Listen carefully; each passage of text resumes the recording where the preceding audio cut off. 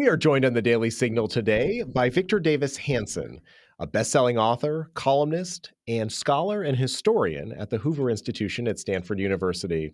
Dr. Hanson, we're honored to have you back on the Daily Signal podcast today to talk about your new book, The End of Everything: How Wars Descend Into Annihilation. Thanks so much for joining us. Thank you for having me. Now, let's start by sharing with our listeners your motivation for doing this book. Very interesting topic, kind of in the realm of the events that are playing out in the world today. But from a historian, what motivated you to write it? Well, I was wondering, I've written a lot of books on military history, and I've come across cases where the defeated didn't just become occupied or surrender unconditionally or have change of governments or suffer grievous losses, but they were completely wiped out. And by that I mean it wasn't just their physical space, their populations. Of course, in the ancient world, they enslaved anybody they didn't kill. But their language, their culture, their civilization, their religion disappeared within a generation. And so for today, we don't know much about Punic culture in North Africa or the Aztecs in Mexico. And did that happen frequently? It didn't happen frequently, but what were the conditions under which it occurred? And then I have a long epilogue trying to speculate if that could still happen, given that the agents of annihilation, nuclear, biochemical, AI, are much easier to use than muscular labor of the past. Well, that's certainly true. And let's come back to that final point in just a moment. But before we get there, can you talk about the 4 different case studies that you examine of wartime extinction in the book? Well, in 335, Alexander the Great, who had just become king on the assassination of his father, Philip II, marched 300 miles southward into occupied Greece. The Macedonians were occupied because Thebes, which at that time was the most iconic city of the 1500 city-states, rebelled. And they thought the new king would either be killed, or he had claimants to the throne, or he was inexperienced, and what could a 21-year-old do anyway? And he besieged the city, and then after 3 days of warning, they thought that the 7-gated Thebes was legendary for its bastions. He broke into the city. He killed everybody in battle that he could, 6,000. He enslaved probably 20,000, and he demolished the city down to the foundation, saving only the house of Pindar the poet. And that was the end of Thebes as a distinct subset of Hellenic culture. About 200 years later, the Romans had enough after a century of fighting the Carthaginians. They had won the First and Second Punic War, but they'd always come to terms with them. And so after the second one, they gave them a fine, indemnity payments, occupation. They had certain protocols, all of which the Carthaginians met. But they sent a delegation to see what was going on, and they were shocked that there were 500,000 people in the city.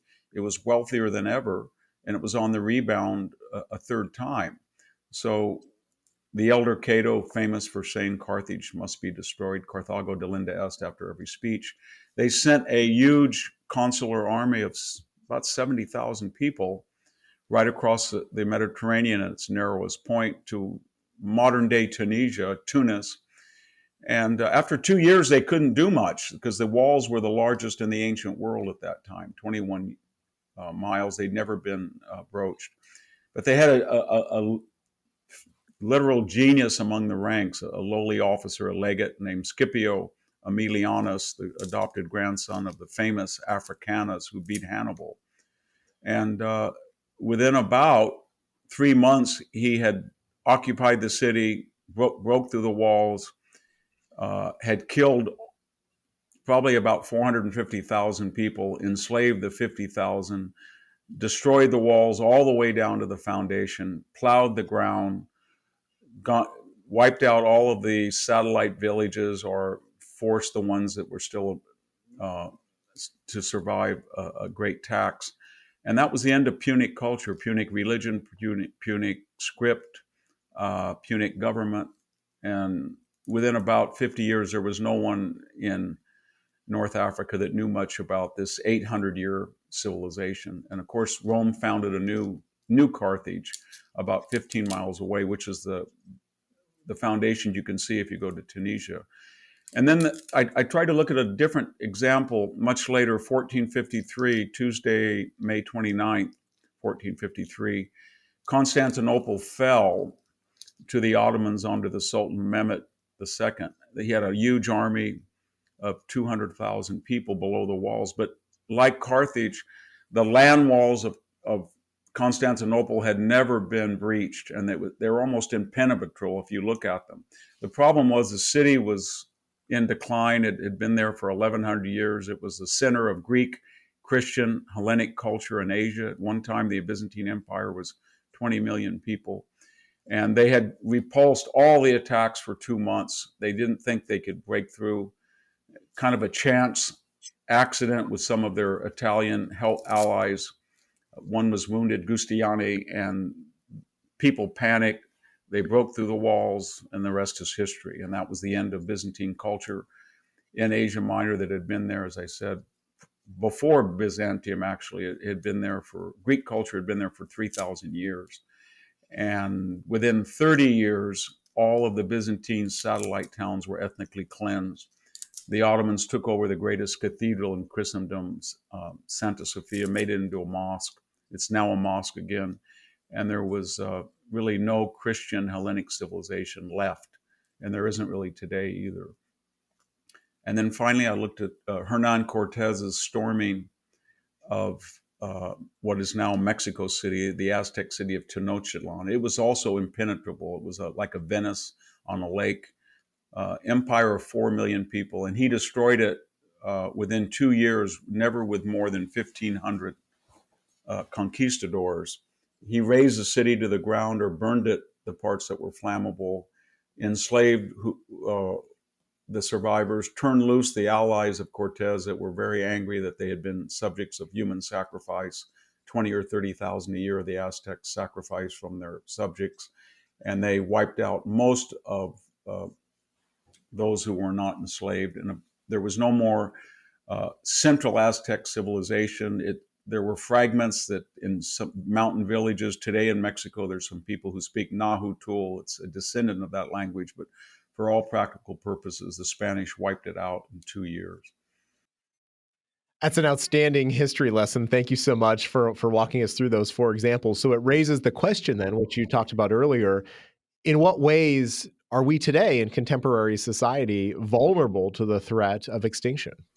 Well, I try to look at a pattern, if there was a pattern, and I also mention a few other examples, the island of Milos, for example, as well, in passing. But in all these cases, these societies did not realize they were in decline. They did not realize that in the past, when they had wars, there were usually negotiations over the victor, between the victor and the defeated. And they had no idea who Cortez was, who Scipio was, who Mehmet II was, or Alexander, that these were killers, and they were different sorts than they had encountered before. They also had this kind of naive, egocentric idea that allies would come to their rescue. The Spartans will come and save us. The Venetians will come to Constantinople. The Macedonians will attack the Romans from the rear. And they didn't really understand that all allies are self-interested. And then finally, they didn't understand that these killers, destroyers, were not like Genghis Khan or Tamerlane. They were men of education. Alexander was tutored by Aristotle. Scipio Aemilianus had Polybius at his side, the great Roman historian, when he destroyed the city. Mehmet had the largest library in the Islamic world. Cortez was a man of letters. And so they didn't realize that they had thought deeply about how to destroy that. They didn't just come in, kill, rape women, and leave. They really had an existential plan to erase these cities. When you look at today, there's the same idea that no one would ever do that. It couldn't happen here. This is in the past. So I went through in the epilogue and looked at all the threats of extinction that we have seen in, let's say, the last 15 years. I was shocked. It wasn't just Kim Jong-un saying that he wanted to wipe out South Korea, and he would.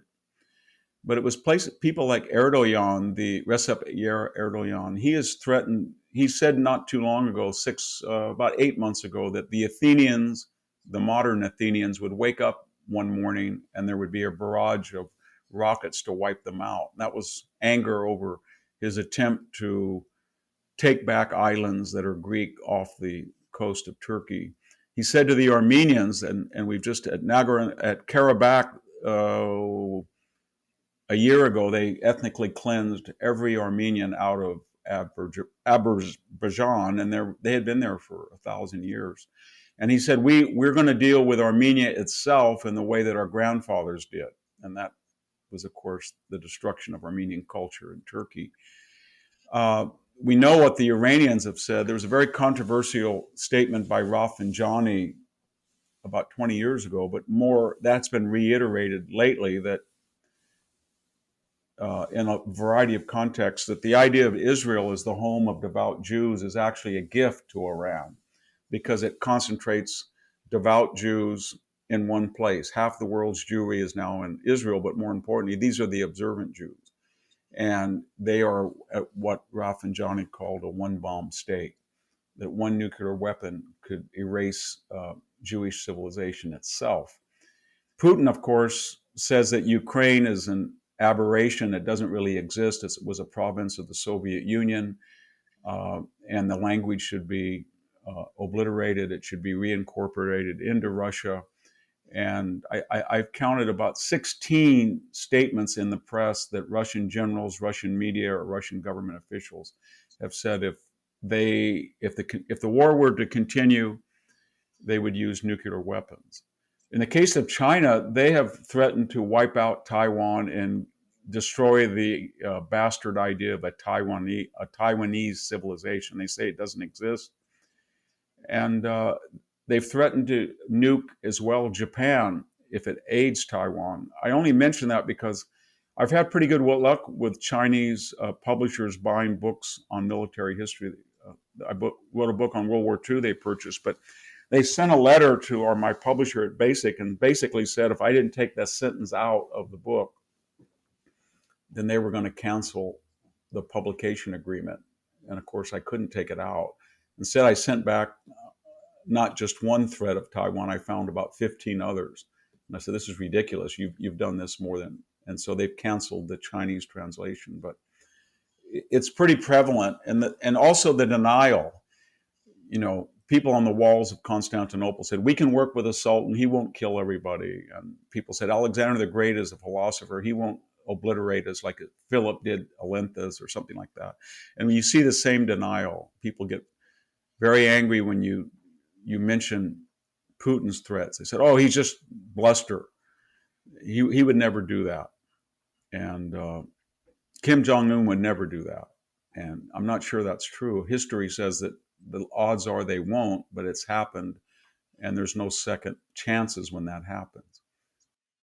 We're talking to Victor Davis Hanson, author of the new book, The End of Everything, How Wars Descend Into Annihilation. And on that last point, I certainly agree with you. It seems in many respects so unrealistic, but yet you have documented just for us here now the many leaders across the globe who are making these types of threats. You mentioned earlier in the interview the role of AI, artificial intelligence. What role do you think technology is playing in either facilitating or even exasperating the potential for these actors to destroy, other societies? I think we learned with COVID gain of function research that the technology was accelerating much more rapidly than the social, political, economic, cultural analysis of how to handle it. And there were people who were freelancing, like Echo Health, for example, that was giving expertise to the Wuhan lab. I think the same thing is true of AI. Unfortunately, I work at Stanford right next to Silicon Valley. So when I go out and eat dinner at night, I often listen to conversations of techies, and I know people who give to Stanford, et cetera. I have very little confidence on their moral sense.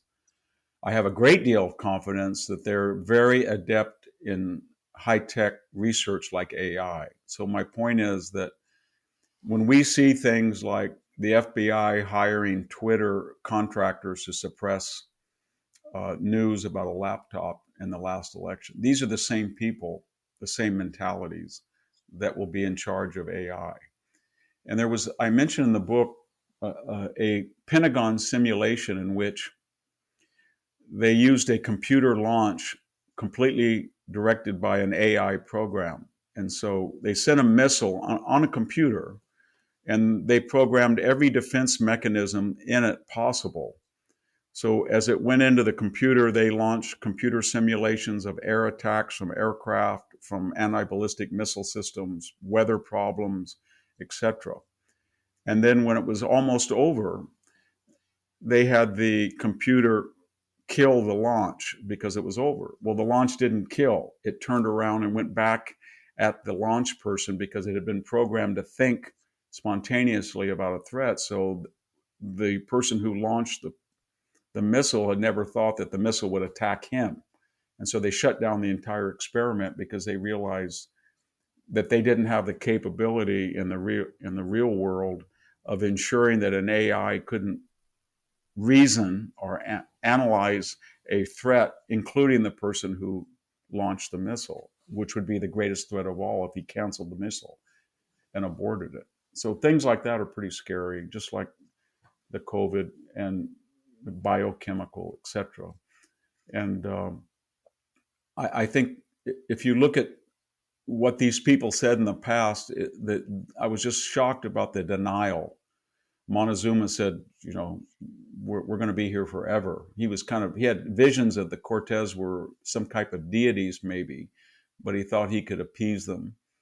And the same thing was true of the Carthaginians. They said, you know what, we will give up our elephant. We'll do everything. The Romans won't do this. And they had no intention of doing anything else other than destroying them. So I do think there's people like the Chinese Communist government, like the government in South Korea, like the government in Turkey, like the government in Iran, who are in a whole different moral universe than what we think they're in. So do you think that some of that denial exists here in the United States today?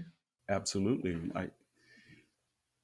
I don't think the average American understands that the Chinese are producing 4 ships per year to our 1 ship, or that if you took any of our $15 billion carriers and you put them in the straits between Taiwan and China, they wouldn't last more than an hour, given the Chinese have developed missile batteries where they could launch 5,000 or 6,000 small missiles that would go about 6 inches above the water and hit the water line at night, and you couldn't stop that. They are building nuclear weapons at a phenomenal rate. They're working on anti-missile defense.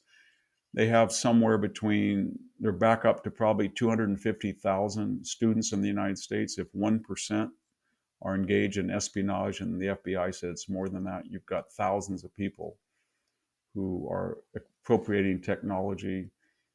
I don't think anybody understands that it's going to take us 6 years to replenish Javelin stocks, and maybe we can't. North Korea is producing more 155 millimeter shells than we are. At least they sent 2 million of them to the Russians. So we are not armed, and yet our strategic responsibilities, our strategic confidence, our arrogance has not lessened commiserately with our reduced defense capacity. We're 40,000 recruits short now in the military. It never happened before.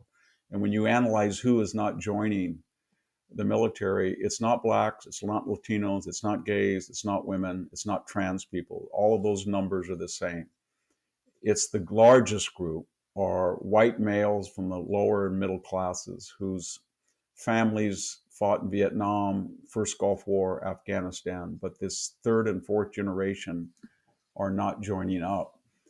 And unfortunately for the military, if you look at the casualty or the fatality rates in Afghanistan and Iraq, that demographic dies at twice their demographics. 72 to 74% of all the dead in Afghanistan, in Iraq, are white males from the middle and lower classes. And yet this is the very demographic that General Milley and Lloyd Austin and testimonies have suggested suffer from white rage or white privilege. And the Pentagon was investigating just those kind of slanders about that demographic. And they found, of course, in December, they quietly issued a report. There was no cabal of white supremacists. But the point is, you can't really have a successful military when you're 40,000 recruits short in just a year. You're absolutely right on that point, and thank you for raising it.